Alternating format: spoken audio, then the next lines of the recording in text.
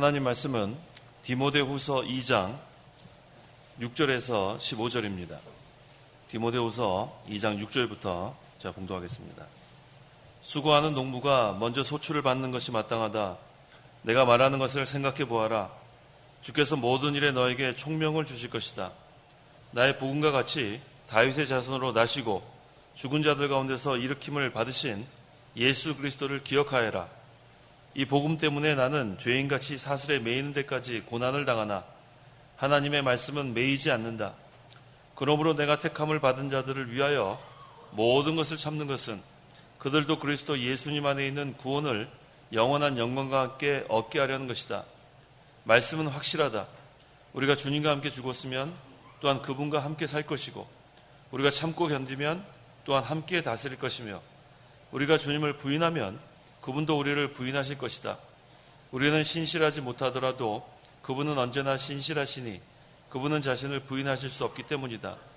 너는 그들에게 이것들을 기억하게 하고 말다툼을 하지 말라고 하나님 앞에서 엄히 명령하여라. 그것은 아무 유익이 없고 오히려 듣는 자들을 망하게 할 뿐이다. 너는 진리의 말씀을 옳게 분별하며 하나님께 부끄러울 것이 없는 일꾼으로 인정받아 자신을 하나님께 드리도록 힘써라. 15절까지 봉독했습니다. 그 마지막 15절 하반절에 하나님께 부끄러울 것이 없는 일꾼으로 인정받아 자신을 하나님께 드리도록 힘써라고 했습니다. 우리가 신앙생활을 할 때 또 하나님의 일을 할 때 이 말씀이 참 우리에게 중요한 말씀입니다. 하나님께 인정받는 일꾼, 그러면 성공입니다. 그래서 이 시간 증거의 말씀의 제목은 하나님께 인정받는 일꾼이 되도록 힘써라. 하나님께 인정받는 일꾼이 되도록 힘써라 라는 제목으로 말씀을 증거하겠습니다. 6절에 수고하는 농부가 먼저 소출을 받는 것이 마땅하다. 자, 농부가 농사를 지었습니다. 그러면 수고한 농부가 먼저 먹을 것을 먹는 것이 마땅합니다. 마찬가지로 그리스도의 좋은 군사, 그리스도의 정병, 선한 싸움을 잘 싸운 사람이 영적인 양식을 먼저 먹는다는 그런 말씀입니다. 그래서 복음을 다른 사람들에게 전파해서 다른 사람을 살려나가는 일은 자기가 먼저 먹어야 할 수 있는 거예요. 자기가 그 맛을 모르는데 이거 맛있다고 말할 수 없는 거 마찬가지입니다. 그래서 우리가 하나님의 일에 순종해서 구원운동에 참여하고 또 마음에 먼저 우리가 기쁨과 즐거움이 있어야 돼요. 이 복음이 기쁜 소식, 좋은 소식인데 이게 좋은지 기쁜지 그저 자기는 모르고 그냥 복음을 전하면 거긴 힘이 없습니다. 이 복음이 얼마나 좋은 건지, 좋은 소식인지, 기쁜 소식인지 그것을 자기가 먼저 먹고 그 다음에 그것을 나눠주는 겁니다. 그래서 하나님의 구원운동 우리가 할 때 자기가 먼저 먹어야 돼요. 자기가 먼저 영의 양식을 먹고 그 다음에 그것을 나눠주는 것입니다. 7절 읽어보십시오. 7절 내가 말하는 것을 생각해 보아라. 주께서 모든 일에 너에게 총명을 주실 것이다. 네, 내가 말하는 것을 생각해 보아라. 주께서 모든 일에 너에게 뭐를 주신다 그랬어요? 총명을 주신다 그랬어요. 총명을 주신다. 그리스도의 좋은 군사들은 하나님께서 총명을 주십니다. 이거 얼마나 좋아요. 우리가 늘 기도하는 게 지혜와 총명 아니에요? 우리 자녀들에게 지혜와 총명을 달라고 늘 기도하는데 하나님의 좋은 군사가 되면 주께서 모든 일에 우리가 총명을 주신다고 했습니다. 그래서 주님께서 주시는 이 총명을 가지고 우리는 신앙생활을 해나가는 거예요. 그 다니엘 1장 17절. 17절 하나님께서 이 넷 소년들에게 지식을 주시고 모든 학문과 지혜에 능숙하게 하셨으며 또 다니엘은 모든 환상과 꿈들을 깨달아 알았다. 20절. 20절 왕이 그들에게 지혜와 명철에 관하여 모든 일을 물어보니 그들의 전국이 어떤 마술사들이나 주술가들보다 10배나 더 낫다는 것을 알게 되었다. 예, 이 다니엘이 하나님의 좋은 군사예요. 믿음을 얼마나 잘 지켰습니까? 그 다니엘에게 하나님께서 총명을 주셨어요. 지혜와 명철. 그래서 그 환상과 꿈을 깨닫게 알게 하고 또 바벨론의 모든 마술사들, 주술사들보다 10배나 더 지혜와 명철이 뛰어나다고 했습니다. 이게 바로 하나님의 역사예요. 그래서 오늘날 우리가 예수 믿기 전에 어리석은 자들이었지만 이제 예수 믿은 다음에는 하나님의 좋은 군사가 되기만 하면 하나님의 정병이 되기만 하면 그리스도의 정병이 되기만 하면 하나님께서 우리에게 총명을 주십니다. 그래서 다 이기고 또 이기게 하시는 그 하나님의 역사. 그래서 우리가 예수 믿기 전에는 다 둔했어요. 어리석어서 분별력이 없었습니다. 그래서 판단도 잘 못하고, 하지만 하나님의 좋은 군사가 된 후로는 분별력이 생겼어요. 항상 성령의 인도를 받아 나가니까 어떤 것이 옳은 것인지 또 불의한 것인지를 우리가 깨닫게 됩니다. 그래서 하나님의 일에 죽도록 충성하면 심령이 더 밝아지는 거예요. 하나님께서 충성하는 자를 사용하시기 때문에 총명을 주시고 또 심령이 밝아지게 하시고 지혜와 명철을 주십니다. 그래서 하나님의 일에 충성해야 돼요. 마음과 뜻과 우리의 정성을 다해서 힘쓰면 하나님이 능력도 주시고 총명도 주시고 지혜도 주시고 명철도 주시고, 그러니까 우리 그 자녀들 늘 기도하잖아요. 우리 자녀들에게 지혜와 총명을 달라고. 그 전에 우리가 해야 될 기도가 뭐냐면 우리 자녀들이 그리스도의 좋은 군사가 되게 해달라고 하면 돼요. 그리스도의 정병이 되게 해달라고 하면 그 총명은 따라오는 거예요. 그리스도의 좋은 군사, 하나님의 일에 충성하는 그러한 정병이 되면 지혜와 명철과 총명은 따라옵니다. 8절 읽어보십시오. 8절 나의 복음과 같이 다윗의 자손으로 나시고 죽은 자들 가운데서 일으킴을 받으신 예수 그리스도를 기억하여라. 나의 복음과 같이, 복음은 두 마디로 하면은 십자가와 부활이에요. 한마디로 하면 뭐죠? 그리스도예요, 그리스도. 우리가 복음을 전한다고 하잖아요. 나가서 복음 전한다. 그것을 뭘 전하냐면 그리스도의 십자가와 부활을 전하는 거예요. 한마디로 하게 하면 예수님 믿으세요 전하는 거예요.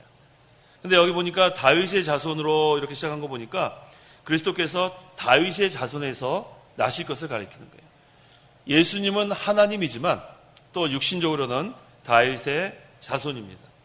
그 다음에 죽은 자들 가운데서 일으킴을 받으신 예수 그리스도를 기억하여라. 예수님은 죽었습니다. 하지만 살아났어요. 이게 복음이에요. 죽었는데 살아났어요. 우리 믿는 자들도 마찬가지예요. 실패한 것 같은데 성공입니다. 좀 역설적인 말인데 우리는 약한 것 같지만 어때요? 강합니다. 그 이상하죠? 분명히 예수님 죽으셨어요. 그런데 살아나셨어요. 우리는 하나님 일을 할 때 실패한 것 같아요. 인간의 생각으로. 근데 믿음 써나가면 반드시 성공하는 거예요. 또 우리는 전부 다 한 사람 한 사람 보면 약한 것 같아요. 그런데 전부 다 우리는 강합니다. 이게 바로 하나님께서 우리에게 주신 복음이에요. 그래서 복음은 실패하지 않습니다. 복음은 약하지 않습니다. 복음은 죽지 않습니다. 아까 복음이 뭐라 그랬어요? 십자가와 부활이에요. 복음은 죽은 것 같은데 살아나는 게 복음이고, 실패한 것 같은데 성공하는 게 복음이고, 약한 것 같은데 강한 게 복음이란 말씀이에요. 왜 그래요? 하나님이 하시기 때문에 그래요. 하나님.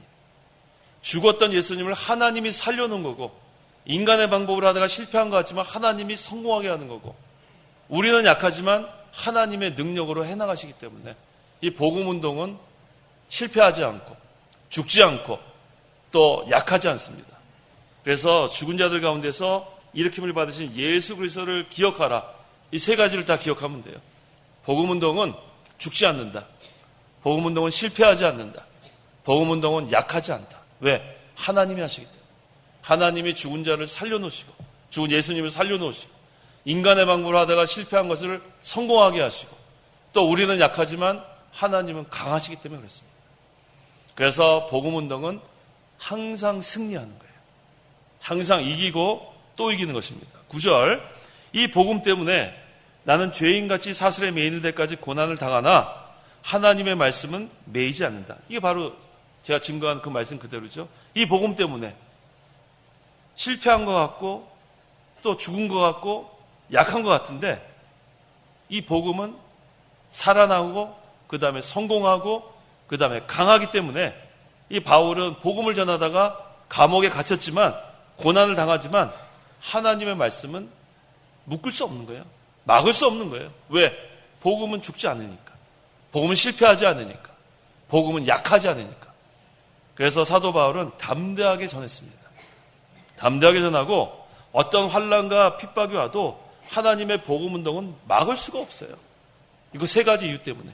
복음은 다시 살아나고 복음은 성공하고 복음은 강하기 때문에 막을 수가 없습니다. 반드시 승리합니다.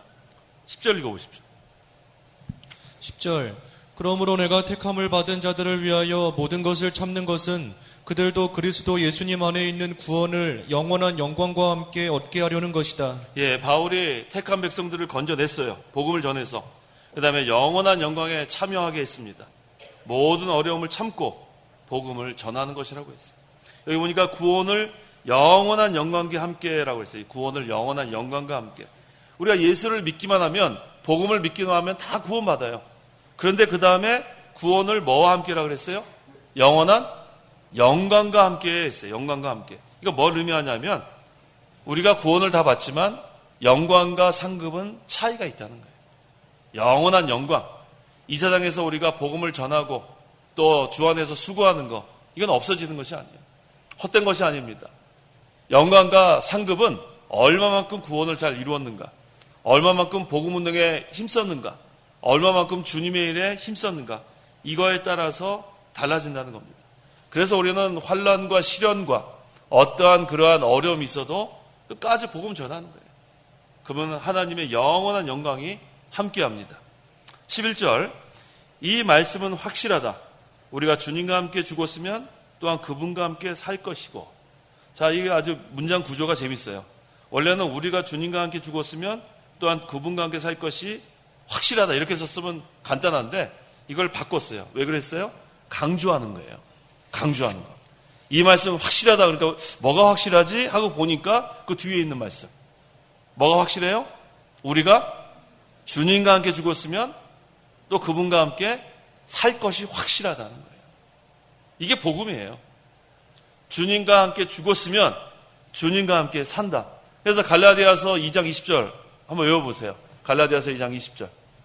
내가 그리스도와 함께 십자가에 못 박혔으니 이제는 내가 사는 것이 아니고 내 안에 계신 그리스도가 사시는 것이다. 이게 무슨 얘기예요? 내가 십자가에 그리스도와 함께 죽었어요. 내가 그리스도와 함께 십자가에 못 박혀 죽었나니 했죠, 사도 바울이. 우리도 다 죽은 겁니다. 왜? 예수님을 믿으면 우리가 예수님과 연합이 되기 때문에 예수님의 죽음이 내 죽음이 되는 거예요. 그 다음에 이제는 내가 사는 것이 아니라고 했습니다. 왜? 로마서 6장 6절에 옛사람은 십자가에 못 박혔다고 그랬어요. 십자가에 옛사람에 못 박혔기 때문에 이제는 옛사람으로 사는 게 아니라 새 사람으로 사는 거예요. 새 사람으로 사는 방법은 그리스도와 함께 사는 방법밖에 없어요. 아직도 옛날에 그 옛사람으로 살면 내가 나옵니다. 내가 나오면 그건 실패하는 거예요. 내가 나오면은 그 다음엔 혈기가 나오는 거예요. 내가 나오면은 그 다음에 완력이 나오는 거예요. 누가 그렇게 했죠? 모세가 그렇게 했죠. 모세가 연단받기 전에는 내가 나왔어요. 내가. 그래서 사람을 혈기와 완력으로 때려 죽였습니다. 그것은 모세뿐만 아니라 오늘날도 마찬가지예요. 그리스도와 함께 신앙생활을 해나가면 이제는 내가 사는 것이 아닌데 그리스도와 함께 산다는 것이 아닌 내가 하려고 하면 혈기가 늘 나와 있어요. 자기 스스로 생각해보면 알 수 있죠. 짜증내고 있고 낙심하고 있고 걱정하고 있고 이게 전부 다 내가 중심으로 가는 거예요. 옛사람으로 가는 겁니다. 그런데 그것을 이제는 우리가 벗어버려야 돼요. 그래서 모세에게 40년 연단 후에 하나님께서 내 발에 뭐를 벗으라 그랬어요? 신을 벗으라 그랬어요. 신. 내가 없어져야 돼. 내가. 자기를 벗어버려야 돼요. 그러면 그것은 네가 있는 것은 거룩한 땅이라. 다시 그리스도와 함께 사는 거예요. 다시 하나님의 인도를 받아가는 거예요. 그래서 내가 없어지면 그리스도의 능력이 임합니다. 자기 발에 신을 벗으면 하나님이 임재하십니다. 하나님이 통치하십니다. 그래서 자기가 하려고 하면은 실패입니다. 자기가 하면은 안 돼요. 아무것도 자기가 하면은 성공한 것 같지만 실패입니다. 그래서 항상 우리가 내가 그리스도와 함께 죽었으면 이젠 그리스도와 함께 살아야 돼요. 늘 그리스도와 함께 사는 생활. 그건 새 사람으로 사는 거예요. 중생한 영혼이 성령의 인도를 받는 거예요. 그렇지 않으면 그 다음에 어떻게 되냐면 고린도후서 5장 4절. 고린도후서 5장 4절 그 죽을 것이 생명에게 거기서 들고 오세요. 고린도후서 5장 4절. 죽을 것이 생명에게 삼켜지게 하려는 것이다. 예, 죽을 것이 생명에게 삼켜지게 하려는 것이다. 이게 무슨 말씀이냐면 죽을 것이라는 것은 육신대로 사는 거예요. 옛사람대로 사는 거. 죽을 것. 생명은 뭐냐면 영적 생명의 역사예요. 그러니까 이 옛사람으로 사는 것, 육신대로 사는 것이 영적 생명의 역사에 삼켜져야 돼요. 그래야 우리가 삽니다. 그래서 육신적으로 사는 것은 죽을 것이라고 했어요. 다시 옛사람으로 돌아가면 죽습니다. 하지만 이제 영적 생명, 새 사람으로 살면 우리는 생명 있는 신앙생활을 하는 거예요. 그래서 이 바울은 육신대로 사는 것은 이 영적 생명의 역사로 삼켜져야 된다고 그랬어요. 죽을 것이 생명에게 삼켜지려 하는 것이다. 그래야 생명의 역사가 있습니다. 우리가 육신의 생각대로 살면 그것은 죽는 거예요. 그래서 날마다 육신의 생각대로 하면 걱정, 근심밖에 할 것이 없어요. 제가 여러 번 말씀드리죠. 그 걱정이 영어로 worry라고 했어요. worry. 하도 많이 해서 이제는 기억이 나세요? worry가 무슨 뜻이에요? 목을 조인다는 뜻이에요. 목을 조인다. 죽는 거예요. 그러니까 걱정하지 마세요. 걱정하면은 자기 스스로 목을 조이는 거예요. 얼마나 그게 힘들어요. 그래서 제가 늘 얘기해요. 넥타이 진짜 싫어요. 넥타이. 그래서 우리 남자들은 집에 가면 넥타이부터 풀어갖고 집어 던져요. 이 목 조이는 것이 좋은 게 아닙니다. 숨통을 조이는 거예요. 그래서 육신의 생각대로 하면은 목을 조입니다. 그렇게 하시면 돼요. 넥타이를 풀어놔야 돼요. 걱정, 의심을 내려놔야 돼요. 그래서 옛사람으로 살면, 육신대로 살면 나이마다 죽는 거예요. 목을 조이는 그런 생활합니다. 그래서 여기 있는 말씀처럼 영이 사는 것은 육신의 것은 다 내려놔야 돼요. 근데 왜 못 내려놨죠? 왜 우리가 왜 걱정하고 왜 못 내려놓죠? 욕심 때문에 그래요. 욕심. 그 욕심만 버리면은 그 다음에 살 수 있는데 욕심이 잉태한 즉 뭐를 낳습니까? 그 다음에 죄를 낳는 거예요. 그 다음에 죄의 결과가 뭐예요? 죄가 장성한 즉 사망이에요. 죽는 거라니까요. 그러니까 육신대로 가면 옛사람대로 가면 죽는 거예요. 결과는. 그걸 우리가 뻔히 성경에서 증거하는데 그 시초가 뭐냐면 욕심입니다. 물욕, 정욕, 사욕이에요. 그거가 있기 때문에 걱정하는 거예요. 그게 성취되지 않으니까. 그걸 내가 얻어야 되겠는데 그걸 잡아야 되겠는데 그거를 잡지 못하니까 걱정하고 근심하는 거예요. 근데 그거를 놓은 순간부터 편안한 겁니다. 그거 얼마나 중요한지 몰라요. 뭔가를 그렇게 욕심을 가지고 쥐고 그거를 어떻게 안 누려고 그러고 막 이러다 보니까 어떻게 늘 걱정, 근심밖에 없어요. 그거 다 내려놓으면 돼요. 내려놓으면 그 다음 편안한 거예요. 그건 사는 길입니다. 그 다음에는 그리스도만 바라보면 되는 거예요. 그리스도만 바라보면은 세상 걱정, 근심이 없습니다. 그런데 그리스도를 바라보지 않고 나의 물욕, 정욕, 사욕으로 저것을 움켜쥐어야 되겠는데 움켜쥔 것을 놓지 않아야 되겠는데 빼앗기지 않아야 되겠다니까 어떻게 돼요? 인간의 생각, 육신의 생각 어떠한 수단과 방법으로 하려고 하는 그게 전부 다 욕심에서 시작하는 겁니다. 그래서 우리가 욕심을 버리면 사는 거예요. 욕심을 버리면. 그래서 육신의 것을 내려놔야 돼요. 수고하고 무거운 짐진 자들아 다 내게로 와라. 그 수고와 무거운 짐을 내려놓으면 그 다음에 뭘 주신다 그랬어요? 너희를 쉬게 하리라 하잖아요. 안식을 주시는 거예요. 편안한 거예요. 수고하고 무거운 짐을 내려놓으면 편안한데 그걸 내려놓지 않으려니까 그 욕심 때문에 욕심이 잉태하면 죄를 짓게 돼 있어요. 그 다음에 죄가 장성하면 결과는 죽음입니다. 사망입니다. 그래서 두 가지 길밖에 없어요. 육신대로 사는 길과 그 다음에 영이 사는 길. 육신대로 살면은 죽음이에요. 영이 살아 나가야 합니다. 그런데 문제는 이 영으로 사는 길이 그렇게 쉬운 길이 아니에요. 영으로 살려고 하니까 환난과 핍박이 와요. 왜? 이건 말씀대로 사는 거기 때문에. 육신대로 살면 좀 편안할 수 있어요. 말씀 양보하면 되니까. 얼마나 좋아요. 말씀 양보하면 그 다음에 뭐 평탄한 길이죠. 그런데 이 영이 사는 길은 그렇게 쉽지 않습니다. 말씀을 지켜나가기 때문에. 그런데 중요한 것은 오늘 이 제목처럼 하나님 앞에 인정받느냐 이게 중요한 거예요. 세상에서 얼마나 많은 것을 누렸느냐 얼마나 많은 것을 모았느냐 소유했느냐가 중요한 게 아니라 하나님 앞에 가서 인정받는가 이것이 가장 중요한 줄 알아요. 세상에서 대단한 것을 이루었는데 하나님 앞에 가서 인정받지 못하면 그 무슨 소용이 있습니까? 무슨 소용이 있어요? 우리 어떤 유명한 사람들 보면은 뭐 장례식 요란하죠?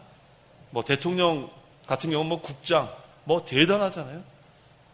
와, 뭐 평이 대단해요. 뭐 얼마나 뭐 어떤 업적 쫙 읽을 때 보면 대단합니다. 그런데 하나님 앞에 가서 인정 못 받으면 소용이 없죠. 근데 장례식 초라하게 했어요. 참 몇 명 없어요. 교인 몇 명 와서 우리 다시 만날 때까지 뭐 며칠 후 찬송했어요. 참 초라한 장례식이에요. 근데 하나님 앞에 가서 인정받으면 그건 성공이에요. 세상 사람들은 막 칭송했는데 하나님 앞에 가서 인정받지 못하면 그건 실패입니다.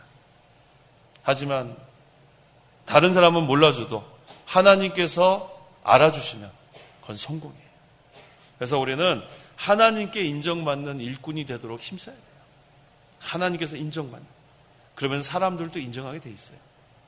하나님께만 인정받으면 고르반 사상이 됩니다. 난 하나님께만 잘하면 된다. 부모도 모르고 다른 사람들, 그건 고르반 사상이 되는 거예요. 하나님께 인정받는 사람이 돼야 되고, 그런 다음에 사람의 인정받는 것은 따라오는 거예요. 그래서 사람에게 인정받는 거 무시하면 그건 고르반 사상입니다. 하나님께 잘하고, 그 다음에 부모님께도 잘해야 돼요. 다른 사람에게도 잘해야 돼요. 그렇지 않으면 고르반 사상이 됩니다. 그래서 하나님께 인정받는 게 첫째, 그 다음에 사람들에게도 인정을 받아나가는 거. 이게 두 번째가 돼야 합니다. 그래서 이 영적 생명이 항상 죽을 것을 많이 삼켜야 돼요. 영적 생명의 역사가 육신의 생각을 삼켜야 돼요. 그래야 영혼이 점점 장성하고 생명기에 나갑니다. 12절 읽어보십시오. 12절 우리가 참고 견디면 또한 함께 다스릴 것이며 우리가 주님을 부인하면 그분도 우리를 부인하실 것이다. 우리가 참고 견디면 또한 함께 다스릴 것이며 왕권을 말하는 거예요. 왕권. 여기서 천년왕국이 있다는 것을 보여주는 거죠. 우리가 천년왕국에 가면 10고을 권세가 있고 5고을 권세가 있고 다 다릅니다. 여기서 얼마나 우리가 참고 견뎠는가, 믿음 생활을 잘했는가, 하나님의 복음운동에 충성했는가, 그걸로 천년왕국에 가면 왕권이 다릅니다. 그 다음에 하나님의 말씀을 많이 순종하면 환란이 많이 오게 돼 있어요. 그래서 우리가 신앙생활할 때 나는 환란이 하나도 없어요. 그거는 순종 안 한 사람이에요. 나는 환란이 하나도 없어요. 나는 믿음 생활하는 게 편한지 몰라요. 그거 문제에 있는 사람이에요. 우리가 말씀을 많이 순종하면 환란도 많이 오게 돼 있습니다. 그 다음에 그 환란을 잘 참으면 왕권이 그 다음에 커지는 거예요. 그래서 이 상에서 우리가 환란 당하고 믿음 지켜나가는 것, 이것이 헛되지 않습니다. 그래서 이 그리스도의 영적 왕권, 그것이 우리가 천년왕국에도 주어지지만 지금도 있어요. 왜? 예수님이 사망 권세를 다 눌러 이기셨기 때문에 그리스도를 믿는 자들은 그리스도의 그 영적 왕권에 우리가 다 참여하는 거예요. 그래서 그리스도께로부터 오는 그 능력으로 우리가 이겨나가는 것입니다. 그 다음에 우리 그 빌립보서 한번 보세요. 3장 10절 11절. 빌립보서 3장 10절 11절. 그리스도의 고난에 참여하는 것을 알고자 하여 읽어보십시오. 10절 나는 그리스도와 그분의 부활의 능력과 그분의 고난에 참여하는 것을 알고자 하여 그분의 죽으심을 본받아 어떻게 해서든지 죽은 자들 가운데서 부활에 이르고자 한다. 예, 이 사도 바울의 갈망이에요. 뭐라 그랬습니까? 사도 바울이 나는 그리스도와 그분의 부활의 능력과 그분의 고난에 참여하는 것을 알고자 하여, 부활에만 참여하는 것이 아니라 고난에도 참여하려는 것이 사도 바울이에요. 고난에 참여하는 것을 알고자 하여 그분의 죽으심을 본받아 어떻게 해서든지 죽은 자들 가운데서 부활에 이루고자 한다. 그래서 이 사도 바울은 그리스도의 부활의 능력에 참여하려고 애를 썼습니다. 그런데 부활의 능력에 참여하려면 먼저 고난에 참여해야 돼요. 부활 전에 뭐가 있었어요? 십자가가 있었어요. 십자가를 우리가 지지 않고 부활만 참여하려고 하는 거, 그건 순서가 맞지 않습니다. 그래서 예수님께서 나를 따라오려면 자기를 부인하고 자기 십자가를 지고 그 다음에 따라가면 잘 지고가 난 다음에 부활에 참여하는 거예요. 그래서 우리가 고난을 피해가는 것이 아니라 고난을 참고 견디는 겁니다. 그래서 우리 기독교는 고난을 피해가는 종교가 아니라 고난에 참여하는 종교예요. 그런데 고난 후에는, 십자가 후에는 부활의 영광이 있다는 거예요. 그것을 바라보고 나가는 겁니다. 그리스도의 고난은 언제 오냐 하면은 하나님 말씀 순종할 때 옵니다. 그렇기 때문에 고난에 참여해야 돼요. 하나님 말씀 순종하지 않으면 고난에 참여할 필요가 없어요. 그런데 말씀에 순종할 때 참여합니다. 그런데 우리가 어디까지 순종해야 하냐면 죽기까지 순종해야 돼요. 예수님께서 죽기까지 순종하셨다고 했죠. 빌립보서에 2장에. 죽기까지. 그러면 그 부활의 영광은 얼마나 큰지 모릅니다. 그 다음에 여기 중요한 게 있어요. 우리가 주님을 부인하면 뭐라 그랬어요? 주님도 우리를 부인할 것이다. 이거 무서워요. 너무, 이거 읽으면 너무 무서워요. 성도가 주님을 부인하거나 하나님의 말씀 불순종하면 하나님도 돌봐주지 않는다는 거예요. 제가 몇 주 전에 말씀을 증거했잖아요. 언제 하나님이 우리 편이 돼주신다고요? 내가 하나님 편이 돼야 하나님이 우리 편 돼주시는 거예요. 똑같은 말씀이에요. 내가 하나님을 시인해야, 하나님을 의지해야, 하나님께 전적으로 부르짖어야 하나님이 돌봐주시는 거예요. 근데 난 모른다. 그럼 하나님 돌봐주시지 않습니다. 권고하지 않습니다. 내가 하나님 편이 돼야 하나님이 내 편이 돼주시는 거예요. 내가 고난도 우리가 참여하고 또 말씀을 순종하다가 환난도 당하고 그러면 하나님께서 우리를 돌봐주십니다. 또 뿐만 아니라 지켜주세요. 보호해 주십니다. 13절 우리는 신실하지 못하더라도 그분은 언제나 신실하시니 그분은 자신을 부인하실 수 없기 때문이다. 우리는 뭐 하지 못해요? 신실하지 못해요. 신실이 뭐예요? 변함이 없는 거예요. 변함이 없는 거. 우리는 조석변이에요. 아침 저녁이 금방 바뀌어요. 또 거짓말도 잘해요. 분명히 얘기해 놓은 다음에 그렇게 얘기한 적 없다 그래요.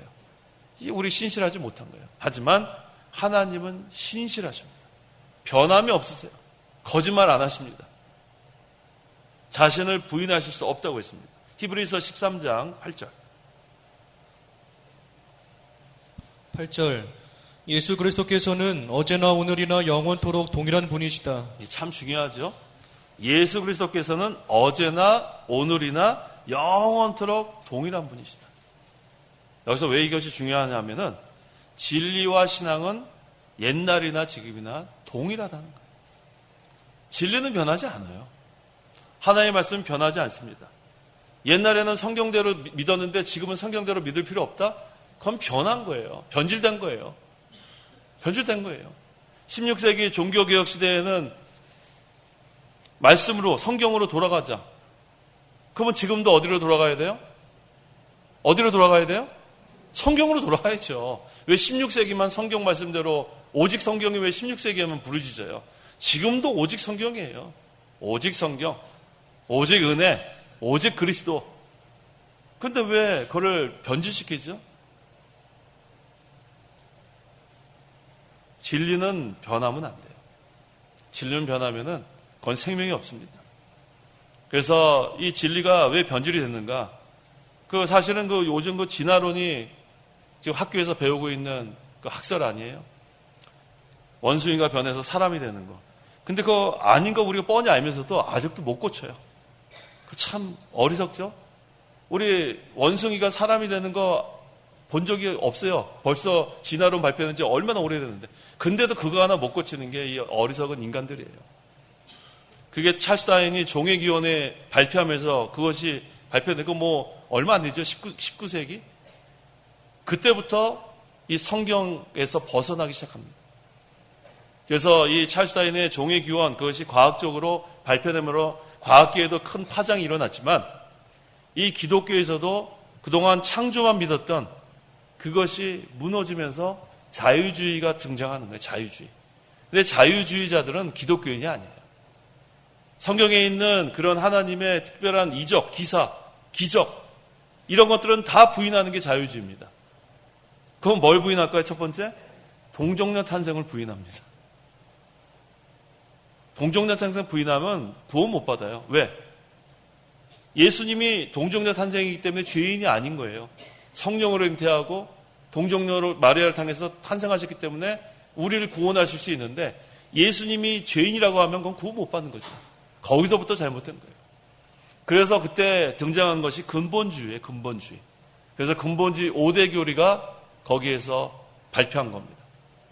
동정녀 탄생 믿어야 되고 성경의 무호성 믿어야 되고 예수님의 육체적 부활을 믿어야 되고 그리스도께서 재림하시는 거 하여튼 그 5대 교리를 다 발표한 다음에 이 근본주의와 자유주의가 충돌을 했어요. 근데 근본주의가 처음에는 아주 그냥 전투적으로 잘했는데 이게 점점 자유주의는 힘이 세지고 근본주의는 약해졌습니다. 그래서 이 자유주의가 지금 오늘날 그 유명한 그러한 그 아이빌리그에 있는 그런 대학교의 신학부들은 자유주의가 상당히 득세했어요. 이름만 대면 다 아는 그런 유명한 학교들 신학부에서는 지금 자유주의. 영국도 마찬가지예요. 영국에서 제일 유명한 대학교, 두 대학교 얘기만 하면 다 알 수 있는 그 학교의 신학부는 완전히 자유주의가 득세했습니다. 근본주의는 찾아볼 수가 없어요. 점점. 왜? 근본주의가 처음에는 그렇게 잘 나가다가 점점 쭉 오면서 쇠퇴하고 그 다음에 근본주의도 타락을 했습니다. 명예와 돈 때문에 나중에 그러니까 오늘날의 근본주의라고 할 수 있는 학교가 거의 뭐 찾아보기가 힘들어요. 그래서 그래도 하나님 은혜가 감사한 거는 그 가운데서도 이 개혁주의가 등장을 한 거예요. 개혁주의, 칼빈주의. 그래서 그 개혁주의가 지금 오늘날에 그래도 든든한 학교들이 몇 개 미국에 있는 거예요. 그게 하나님의 역사예요. 하나님의 역사. 그래서 우리 그 신학교 아무 데나 가면 안 되죠. 신학교 아무 데나. 그렇게 되면은 잘못된 것을 받아들일 수가 있습니다. 아무리 유명한 신학교라도 아무 데나 가면 안 돼요. 그래서 우리가 제가 이걸 왜 간단하게 말씀드리냐면 여기 있는 걸 잠깐 설명하는 거예요. 여기 우리 창간교회 서기에 보면 개혁주의, 칼빈주의, 보수주의, 복음주의라고 써 있잖아요. 이걸 왜 정했을까? 이 이유가 있는 거예요. 그래서 우리가 지금 이렇게 노선을 나가는 게 개혁주의가 돼야 돼요. 근데 이 개혁주의라는 단어가 너무나 지금 광범위하게 쓰이기 때문에 그 두 번째 칼빈주의를 또 넣었어요. 개혁주의 중에서도 칼빈주의. 그 다음에 자유주의와 반대되는 말이 보수주의예요.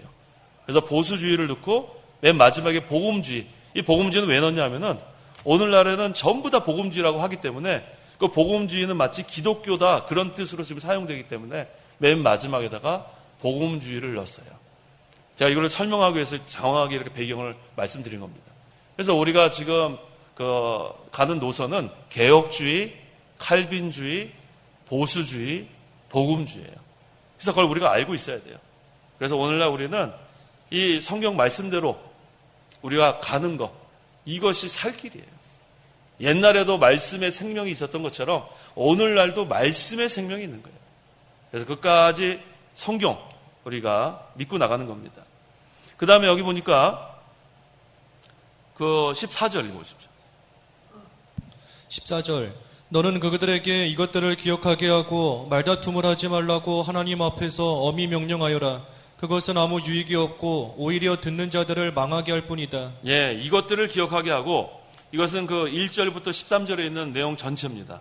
어떤 내용이죠? 그리스도의 정병, 그리스도의 좋은 군사가 되어 복음 전파를 잘하면 큰 상급이 온다는 것. 또 주님과 함께 있으면 주님과 함께 다스린다는 것. 또 주님과 함께 죽으면 주님과 함께 산다는 것. 이것들을 기억하게 하여 복음을 위하여 힘써 일하게 하라는 겁니다. 그 다음에 여기 중요한 게 또 있어요. 말다툼을 하지 말라고 하나님 앞에서 엄히 명령하여라. 말다툼 하지 말라는 거예요. 말다툼. 잘못한 것을 우리가 지적할 수 있고 고치라고 말할 수 있지만 또 반대 사람이 주장한다면 여기서 싸우지 말라는 거예요. 잘못한 것은 잘못되다 지적하고 그 사람이 돌이키면 돌이키는데 그거 가지고 또 혈기 부리고 또 말다툼하고 그러면은 생명을 살려나갈 수 없습니다. 그래서 우리는 혈기 부리면 안 돼요. 혈기. 완력으로 해서도 안 되고. 그래서 모든 것을 할 때는 반드시 근거를 가지고 해야 돼. 근거. 아무리 뭐 주장을 막 목소리 큰 사람이 이기는 게 아니에요. 요즘은. 목소리만 크면 자기 목만 아픈 거예요. 목소리 크게 할 필요가 없어요. 뭐만 있으면 되냐면 근거만 있으면 돼. 근거. 이것이 뭐가 잘못됐다. 그래서 그거를 다 알아봐야 돼요. 미국에 대한 거면 미국에 가서 알아봐야 되고 아프리카에 대한 거면 아프리카에 대해서 그 전문 무슨 뭐 기관이나 정부 기관을 통해서 알아보면 돼요. 그럼 아프리카 우리가 가지 않아도 뭐 대사관이나 영사관을 통해서 알 수 있는 거예요. 또 미국에도 그 전문 기관을 통해서 알 수 있는 거예요. 그래서 그런 근거를 가지고 제시를 하면 저기서 손을 들게 돼 있어요. 뭐 아무리 뭐 주장하고 이거 좋은 거라고 아무리 우겨도 이거 봐라. 근거가 이거 있지 않느냐. 거기서 하면은 끝나야지. 근거도 없이 그냥 내가 맞다 네가 맞다 막 하면은 말다툼만 합니다. 그건 유익이 전혀 없어요. 그래서 모든 일을 할 때는 근거가 있어야 돼요. 근거. 책을 쓸 때도 마찬가지예요. 요즘 많은 사람들이 그 표절에 걸리죠. 표절이 뭔지 아시죠? 남의 거 훔치는 게 표절이에요. 이 물건만 훔치는 게 표절이 아니라, 도둑질이 아니라 남이 쓴 글, 남이 쓴 노래, 남이 입었던 의상, 이거 자기가 허락받지 않고 와서 입거나 글을 쓰거나 노래를 만들면은 그건 표절에 걸려. 그건 도둑질로 걸립니다. 그래서 반드시 글을 쓸 때도 밑에 그 각주를 쓰는 거예요. 어디 책에서 몇 페이지에서 내가 이걸 인용했다. 그걸 밝히면은 도둑질 아니에요. 그래서 우리가 항상 근거를 가지고 하면은 어떠한 그러한 논쟁에서 다 이기게 돼 있어요. 그런데 목소리만 크고 남이 들었던 거, 저 사람이 이거 진짜라 하더라. 근데 그 사람도 가짜가 진짜라 그러면은 지는 거예요. 그러니까 그렇게 하지 말고 다 정확하게 알아보면 돼요. 그 학교에 가서 알아보고, 그 어떤 기관에 가서 알아보고, 갖고 이것이 정말인가 확인만 하면은 요즘은 너무나 잘 돼 있어요. 인터넷도 있고 얼마나 시대가 좋은 시대인지 몰라요. 그래서 옛날처럼 가짜가 진짜라고 이렇게 행세할 수 있는 시대가 아니에요. 이게 하나님의 은혜예요. 옛날에는 뭐 미국에서 뭐 어쩌고저쩌고 하고 나와갖고 뭐 얘기하면은 우리가 뭐 가봤어야지 알죠. 근데 지금 인터넷만 해보고 현지에 있는 사람 어떤 기관을 통해서 알아보면 금방 가짜가 드러나게 돼 있습니다. 그래서 이제는 말다툼하지 마세요. 말다툼하지 말고 그저 근거만 있으면 돼요. 우리가 가장 확실한 근거는 뭐냐면 뭐예요? 성경 말씀이에요. 성경 말씀이 확실한 근거예요. 그래서 우리는 성경 말씀만 전하면은 당해낼 자가 없습니다. 그래서 여기 마지막으로 15절에 너는 진리의 말씀을 옳게 분별하며 하나님께 부끄러울 것이 없는 일꾼으로 인정받아 자신을 하나님께 드리도록 힘써라. 이게 결론이죠. 진리의 말씀을 옳게 분별해야 됩니다. 분별해야 돼요. 무조건 받아들이면 큰일 납니다. 미혹받습니다. 또 하나님께 부끄러울 것이 없는 일꾼으로 인정받아. 하나님께 인정받으면 성공이에요. 하나님 앞에 부끄러운 거 우리가 하면 안 돼요. 하나님 앞에 부끄러운 생각, 부끄러운 말, 부끄러운 행동 하지 말라는 거죠. 여기서 인정받아는 무슨 뜻이냐면 시험에 통과했다는 뜻이에요. 인정받아는 시험에 통과했다. 그래서 성도가 시험을 통과하면 하나님 앞에 인정을 받습니다. 시험에 통과하지 못하면 인정 못 받아요. 그래서 우리는 어떠한 시험이 와도 하나님의 능력으로 통과만 하면 인정받는 겁니다. 불같은 시험 다 통과할 수 있어요. 왜? 하나님이 도와주시게 돼 있어요. 이사야 43장에 나오죠. 내가 불 가운데로 가도 누가 함께 하세요? 불 가운데로 지나도 누가 함께 하세요? 하나님이 함께 하세요. 물 가운데로 지나갈 때는 하나님이 함께 하십니다. 어떠한 불시험, 물시험이 와도 우리가 통과할 때는 하나님이 물도 갈라주시고 불도 갈라주시고 우리와 함께 하십니다. 그래서 걱정은 하지 마세요. 어떠한 시험이 와도 하나님이 다 이기게 해주십니다. 중요한 것은 담대하게 나가야 돼요. 두려워하지 말고 자신을 하나님께 드리도록 힘써라. 우리는 하나님의 산 제물이 되어야 돼요. 산 제물. 구약시대는 죽은 제물을 바쳤지만 지금은 living sacrifice, 살아있는 희생. 희생이 살아있대요. 뭔가 모순인 것 같죠? 모순이 아니에요. 우리의 것을 하나님께 바치면 죽은 것 같지만 사실 그것은 살아있는 거예요. 하나님 앞에. 그래서 이 시간 하나님께 인정받는 일꾼이 되도록 힘써라. 하나님께 인정받으면 성공입니다. 그래서 인정받다는 뜻은 시험에 통과했단 말이에요. 우리 앞에 어떠한 시험이 올지 우리는 모릅니다. 당장 어떤 시험이 올지 모르지만 그때 하나님이 반드시 이기게 해줄 걸 믿고 우리는 목숨 내놓고 나가면 되는 거예요. 하나님께서 우리가 아직도 더 살아야겠으면 살려놓으시는 거예요. 그 다음에 하나님께서 너는 이제 순교할 때가 됐다 그러면 순교하면 되는 거예요. 근데 순교가 자기가 하고 싶어서 하는 것도 아니에요. 근데 우리는 죽을까봐 두려워해요. 순교할까봐. 대래 겁먹는 거죠. 근데 그것도 하나님이 허락하셔야 순교하는 거지. 못 죽입니다. 하나님이 생사와 복을 주관하시기 때문에. 그래서 이것저것 생각하지 말고 우리는 그저 시험에 통과하는, 그래서 하나님께 인정받는, 그러려면 어떻게 해야 돼요? 주님을 위해 목숨 내놓고 나가면 돼요. 그러면 하나님께서 능력을 더해 주십니다. 기도하시기 바랍니다. 기도하겠습니다. 하나님의 은혜를 참으로 감사합니다. 우리가 하나님의 은혜로 예수님을 믿음으로 구원을 받게 하시고 이제는 그리스도의 십자가에도 참여하고 고난에도 참여하고 또 부활의 영광에도 참여하게 하시는 하나님 참으로 감사합니다. 이제 우리가 다 이 세상을 떠나 하나님 앞에 가게 될 터인데 하나님께 인정받는 일꾼이 되기를 원합니다. 하나님께서 하나님의 복음운동에 저희들을 사용하고 계시는데 저희들이 충성하지 못한 거 용서해 주시고 우리에게 능력을 더하시고 늘 함께 하심으로 우리가 어떠한 시험을 당할지라도 다 통과할 수 있도록 함께하여 주시옵소서. 예수님의 이름으로 기도하옵나이다. 아멘. 찬송가 395장, 새 찬송가 342장, 395장, 342장.